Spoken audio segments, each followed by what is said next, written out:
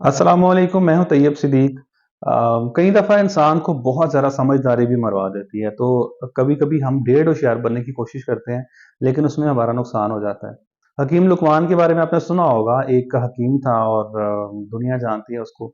उसका एक शागिर्द था जिसका नाम था अफ़लातून। बहुत समझदार था, ज़हीन था, लेकिन काफ़ी शरारती था। अक्सर बच्चों को भी हम कहते हैं ना कि ये बच्चा तो अफ़लातून है, उस से निस्बत देते हैं क्योंकि वो भी काफ़ी शरारती था, लेकिन इंटेलिजेंट बहुत था। उसको ढूँढ रहे थे, वो मिल नहीं रहा था, किसी वजह से भी छुप गया, वो एक बहुत बड़ा वाक़या है, वो आपको फिर कभी सुनाएँगे। उसको ढूँढना बड़ा मुश्किल हो गया। तो हकीम लुक़मान ने कहा बादशाह से कि आप ऐसा करें कि कोई इस तरह की सिचुएशन रखें कि जो इम्पॉसिबल हो और उसको पॉसिबल करना सिर्फ़ अफ़लातून जानता है। बादशाह ने ऐलान किया कि मैं उस बंदे को मुँह माँगा इनाम दूँगा जो मेरी एक शर्त पूरी करेगा और वो शर्त ये है कि सब लोग मेरे पास आएँगे, मैं उनको एक-एक बकरा दूँगा 6-7 महीने का। वो बकरा अपने पास रखना है और उसको 6 महीने तक आपने खिलाना-पिलाना है। 6 महीने बाद आपने बकरा वापस लेके आना है और जब 6 महीने बाद आप वापस आएँ, तो उस बकरे का जो वज़न है, वो जितना था वो उतना ही रहे। अब 6 माह में वज़न बराबर रखना तो पॉसिबल नहीं था, या तो बकरा सेहतमंद हो जाएगा या कमज़ोर हो जाएगा। लेकिन बहुत सारे लोग आए, उनको बकरे दिए गए, उनका वज़न तोला गया, लिखा गया और उनको दे दिया गया।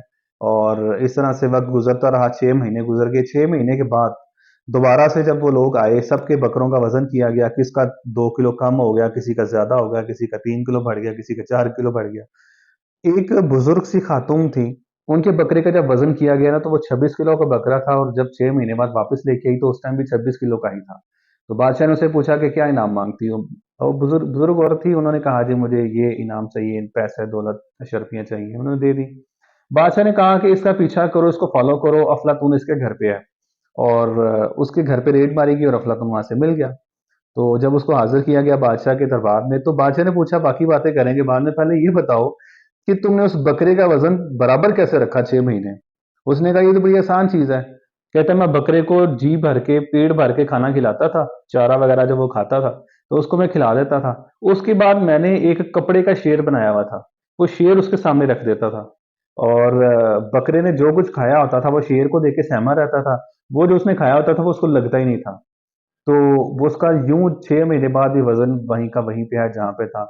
तो घर पे कई दफ़ा ना हम लोग माहौल ऐसा बना देते हैं बच्चों के साथ, अपनी बीवी-बच्चों के साथ, फैमिली के साथ, बहन-भाइयों के साथ, कि वो जो अब्बू होते हैं, जो बड़ा भाई होता है ना, वो घर पे इतना ज़हरीला बना हुआ होता है कि वो घर पे सोने के निवाले खिला रहे होते हैं, अच्छा खासा कमा रहे होते हैं, उनकी हर ख्वाहिश पूरी कर रहे होते हैं।